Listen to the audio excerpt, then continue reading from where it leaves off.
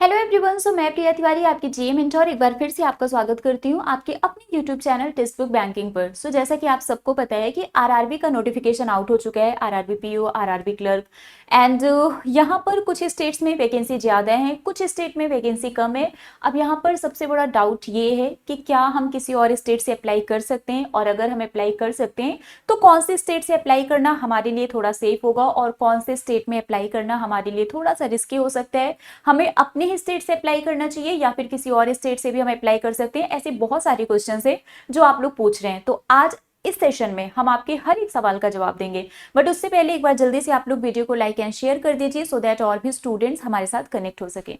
चलिए स्टार्ट करते हैं। बट उससे पहले मैं आपको बता दूं कि मेरा टेलीग्राम ग्रुप है प्रिया मैम टेक्स्ट बुक, इसको ज्वाइन कर लीजिए। मेरी जितनी भी क्लासेस होती है सभी क्लास की पीडीएफ, क्लास की लिंक, सारे अपडेट, नोटिफिकेशन सब कुछ यहाँ पर मिल जाएगा। ओके, चलिए आरआरबी का नोटिफिकेशन आउट हो चुका है। आप सबको पता है 1 से लेके 21 तक आप फॉर्म को फिलअप कर सकते हैं। इन केस अगर आपने फॉर्म को फिलअप करते टाइम कोई गलती कर दी, कोई मिस्टेक कर दिया, तो इसका जो एडिट विंडो है वो भी ओपन हो जाएगा जब ये रजिस्ट्रेशन का जो डेट है वो क्लोज हो जाएगा। मतलब 21 लास्ट डेट है, तो उसके 1-2 दिन बाद ये एडिट विंडो ओपन हो जाता है। 1 या 2 दिन के लिए ही ओपन होता है, ठीक है। लेकिन आपको कोई बहुत मेजर मिस्टेक, इनफैक्ट आपको मिस्टेक करना नहीं है। इन केस अगर गलती से कुछ मिस्टेक हो गया तो आप उसको एडिट कर सकते हैं, लेकिन कुछ मिस्टेक्स ऐसे हैं जिसको आप एडिट भी नहीं कर सकते, तो इस चीज का आप ध्यान रखिएगा।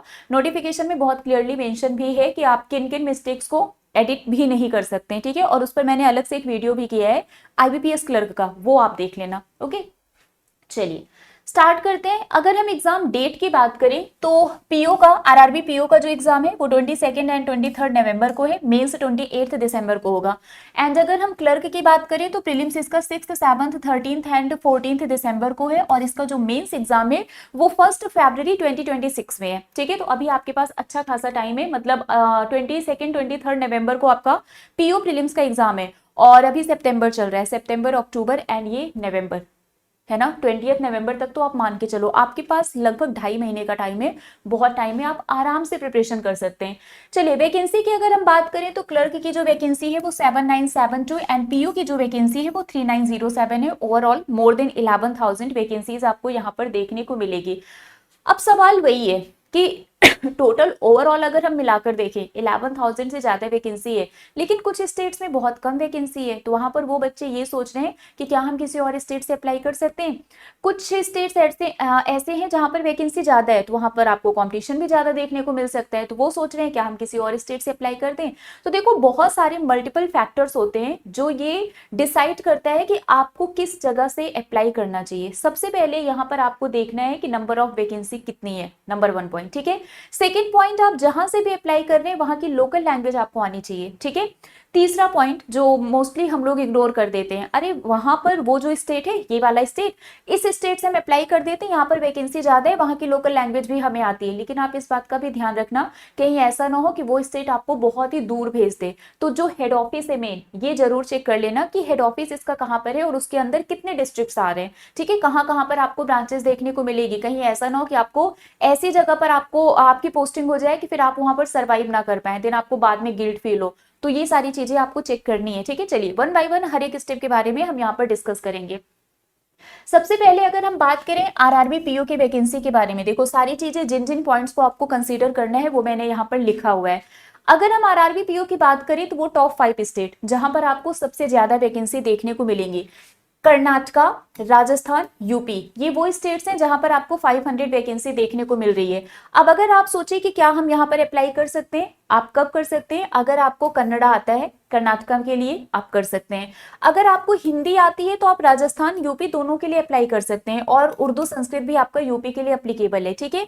इसके अलावा मध्य प्रदेश में 301 वैकेंसी है, यहाँ पर भी इन्होंने हिंदी मांगा है। तो दैट मीन्स अगर आपको हिंदी लैंग्वेज आती है तो आप एमपी, राजस्थान और यूपी कहीं पर भी अप्लाई कर सकते हैं अगर आपको हिंदी आती है, क्योंकि यहाँ पर इन्होंने नोटिफिकेशन में मेंशन किया है डिजायर्ड लोकल लैंग्वेज प्रोफिशिएंसी, और हर स्टेट के सामने इन्होंने लिखा हुआ है। जैसे अभी मैंने आपको बताया गुजरात हो गया गुजराती, ठीक है। यहाँ पर कहाँ गया, राजस्थान में इन्होंने आगे हिंदी लिखा हुआ है। तो यहाँ पर इन्होंने ऑलरेडी मेंशन किया है कि किस स्टेट के लिए कौन सा लोकल लैंग्वेज चाहिए, ठीक है।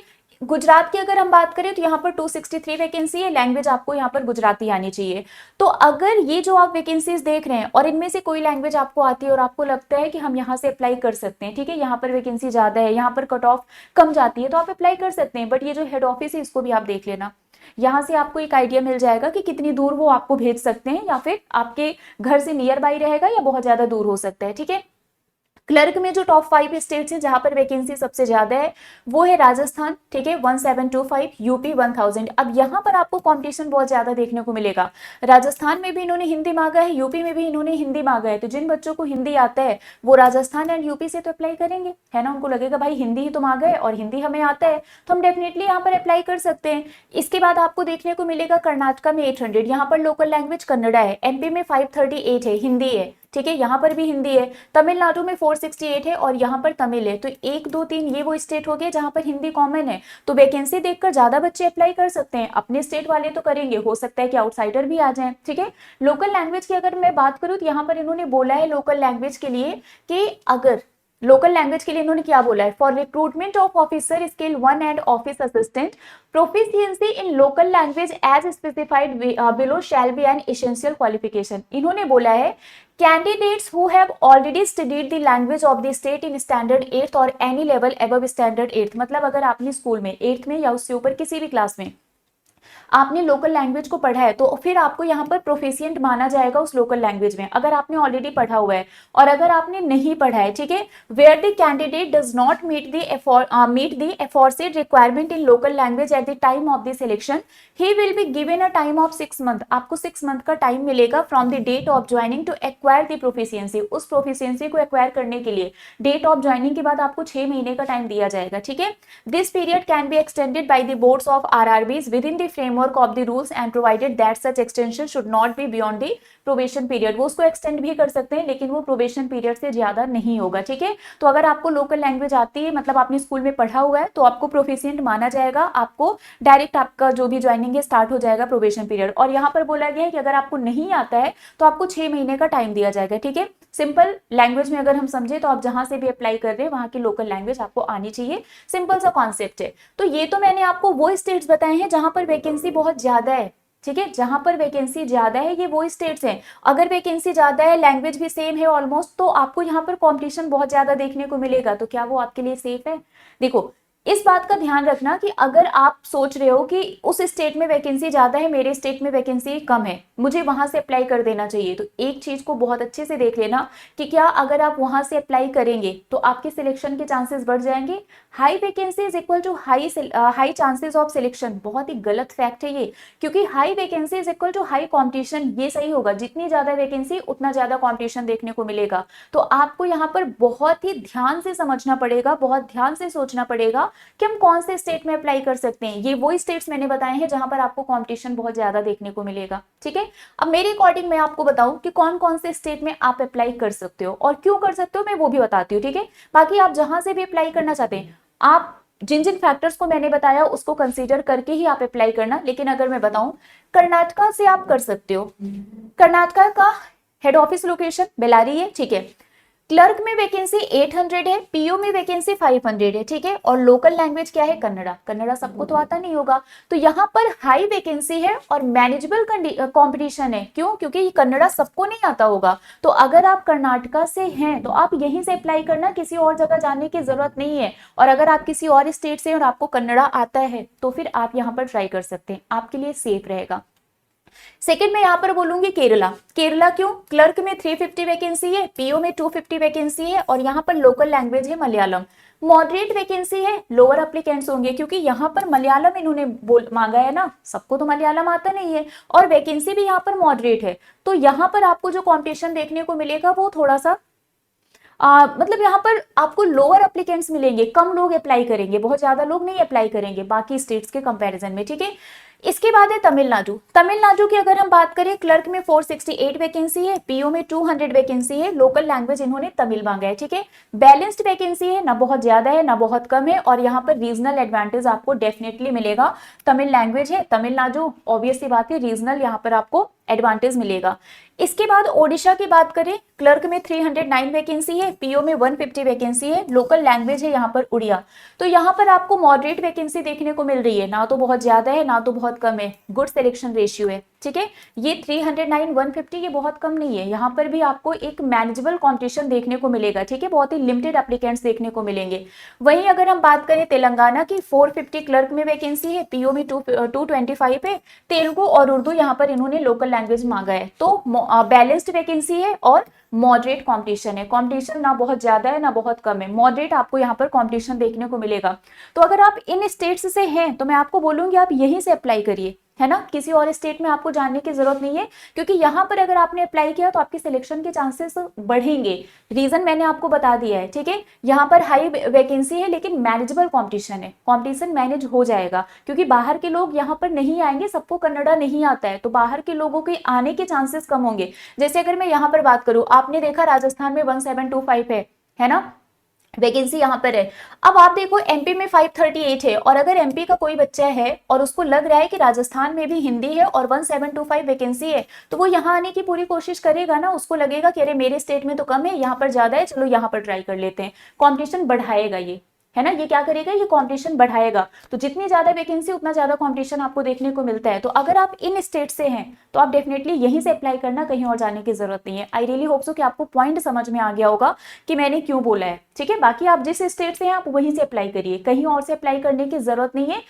अगर आपके स्टेट में वैकेंसी बहुत कम नहीं है तो, अगर आपको लगता है कि ठीक है ओके वैकेंसी है हम कर सकते हैं, अगर वैकेंसी बहुत ही कम है और आपको लगता है कि आप किसी और स्टेट से अप्लाई कर सकते हैं तो आप बिल्कुल कर दीजिए। फिर तो बनता है ना, कि आप कहीं और से अप्लाई कर दें, क्योंकि आपके स्टेट में वैकेंसी ही नहीं है। और अगर आपको लगता है कि किसी और स्टेट का लोकल लैंग्वेज आपको आता है, आप कर सकते हो, आप उतनी दूर जा भी सकते हो, वहां का कल्चर आप अडॉप्ट कर सकते हो, देन आप कर दो। लेकिन अगर सारी चीजें आपके फेवर में है तो फिर बिल्कुल स्विच करने का सोचना मत कि यहां चले जाते हैं, सॉरी, ठीक है। लोकल लैंग्वेज का मैंने बता दिया। सेफ स्टेट सेलेक्ट करने के लिए क्या क्या फैक्टर्स हैं, सबसे ज्यादा वैकेंसी नंबर आपको देखना है, ज्यादा या मॉडरेट होना चाहिए, ठीक है।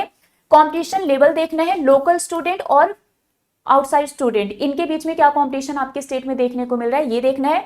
लैंग्वेज रिक्वायरमेंट, आपको लोकल लैंग्वेज वहां की आनी ही चाहिए, और सिलेक्शन रेशियो, पिछले साल में क्या सिलेक्शन रेशियो रहा है, क्या कट ऑफ रहा है, ये सारी चीजें। कहीं ऐसा ना हो कि आप जिस स्टेट से अप्लाई कर रहे हो, आपने अप्लाई तो कर दिया वैकेंसी ज्यादा देख के, एक बार कट ऑफ ट्रेंड भी देख लेना। ऐसा तो नहीं है कि उस स्टेट में कट ऑफ बहुत ज्यादा जाती है और आपके स्टेट में कट ऑफ कम जाती है, तो थोड़ा आपको कट ऑफ भी देखना पड़ेगा कि आपके स्टेट में पिछले 2-3 साल में कट ऑफ का ट्रेंड क्या रहा है, ठीक है। ओके, चलिए इसके बाद कंपटीशन एनालिसिस करना है। High vacancy is not equal to high selection chance, अभी मैंने आपको बताया था, जितनी ज्यादा वैकेंसी उतना ज्यादा कंपटीशन आपको देखने को मिलेगा। कुछ स्टेट में कम वैकेंसी है लेकिन कंपटीशन भी कम होगा, जैसे अभी मैंने आपको 5 स्टेट्स बताए थे, ठीक है। सेफ स्टेट वही है जहां पर वैकेंसी रेशियो अच्छा हो और अप्लीकेंट्स मैनेजेबल हो, मतलब वैकेंसी भी ठीक है और वहां पर जो बच्चे अप्लाई कर रहे हैं वो भी ठीक है, बहुत ज्यादा कंपटीशन नहीं देखने को मिल रहा है, तो वो स्टेट आपके लिए सेफ है। और मैंने आपको बता दिया वो कौन कौन से मेरे अकॉर्डिंग है, ठीक है। फाइनल टिप्स की अगर हम बात करें तो मैं आपको बताऊंगी किसी भी स्टेट को सिलेक्ट करने से पहले वैकेंसी, लैंग्वेज और कंपटीशन जरूर देख लेना। कंपटीशन देखने के लिए आपको प्रीवियस ईयर कट ऑफ देखना पड़ेगा, पिछले 2-3 साल का जो भी कट ऑफ ट्रेंड है, ठीक है। सेफ स्टेट चुनना से स्मार्ट स्ट्रेटजी होगा आपके लिए, कहीं ऐसा ना हो कि आप बहुत ज्यादा वैकेंसी देखकर वहां से अप्लाई करके आपने खुद ही अपना नुकसान कर लिया, ठीक है। State is equal to selection की प्रोबेबिलिटी ज्यादा, सही state is equal to selection की प्रोबेबिलिटी ज्यादा होगी, क्योंकि आपने बहुत अच्छी तरीके से, बेटर तरीके से एनालाइज किया है, देन आपने फॉर्म को फिलअप किया है। तो ये सारे पॉइंट्स आपको क्या करना है, माइंड में रखना है, एंड देन आपको अप्लाई करना है। जहां से भी आप अप्लाई करना चाहते हैं इट्स बेटर आप अपने ही स्टेट से अप्लाई करो। Okay, I really hope so कि आपको ये सारे पॉइंट्स समझ में आ गए होंगे। बाकी अगर आप आरआरबी की प्रिपरेशन करना चाहते हैं या फिर आप किसी भी एग्जाम की प्रिपरेशन करना चाहते हैं तो आप हमारे सुपर पास में एनरोल करवा सकते हैं। सुपर पास की एक ऐसा पास है जिसमें एक सिंगल सब्सक्रिप्शन में आप 300 से भी ज्यादा एग्जाम्स की प्रिपरेशन कर सकते हैं। बैंक, एसएससी, रेलवे, टीचिंग, एजी, स्टेट, हर एक एग्जाम की प्रिपरेशन कर सकते हैं। यहाँ पर आपको प्रीवियस ईयर पेपर मिलेगा, आपको लाइव प्लस रिकॉर्डेड क्लासेस मिलेंगे, आपको स्टडी नोट्स प्रैक्टिस क्वेश्चंस मिलेंगे, है ना। आपको करंट अफेयर मैगजीन भी मिलेगा। इसके अलावा आपको mock test and test series भी मिलेगा। हमारा जो टेक्स्ट बुक पास प्रो है वो भी आपको इसी के अंदर मिलेगा। सब कुछ इस सिंगल सब्सक्रिप्शन में मिलेगा। आपको जितने भी मंथ के लिए इनरोल करवाना है करवा लीजिए। डिस्काउंट के लिए मेरा कोड यूज कर लेना प्रिया टी। आप इसको यूज करेंगे तो आपको डिस्काउंट मिल जाएगा। जैसे फॉर एग्जांपल आपने 12 मंथ के लिए लिया, ठीक है, मेरा कोड आपने यूज किया तो ये आपको सिर्फ 1099 रुपीज में मिलेगा, अदरवाइज ये महंगा पड़ेगा, ठीक है। अब अगर आपने 12 महीने के लिए सुपर पास ले लिया तो 12 महीने तक आप किसी भी एग्जाम की प्रिपरेशन करिए, बैंक, एसएससी, रेलवे, टीचिंग, एजे, स्टेट एग्जाम, किसी भी एग्जाम की प्रिपरेशन करिए। सिंगल अमाउंट एक्स्ट्रा नहीं पे करना पड़ेगा और ये सारी चीजें आपको हर एक एग्जाम के लिए उस सिंगल सुपर पास में मिलेगा। ओके, तो फटाफट से इनरोल करवा लीजिए और अपनी प्रिपरेशन को स्टार्ट करिए। ये मेरा टेलीग्राम ग्रुप है प्रिया मैम टेक्स्ट बुक, इसको ज्वाइन कर लीजिए। मेरी जितनी भी क्लासेस होती हैं सभी क्लास की पीडीएफ, क्लास के लिंक, सारे अपडेट, नोटिफिकेशन सब कुछ यहाँ पर मिल जाएगा। तो अभी के लिए फिलहाल बस इतना ही है। मिलेंगे आपसे ऐसे ही किसी और अपडेट के साथ। Till then bye bye guys, take care, thank you so much.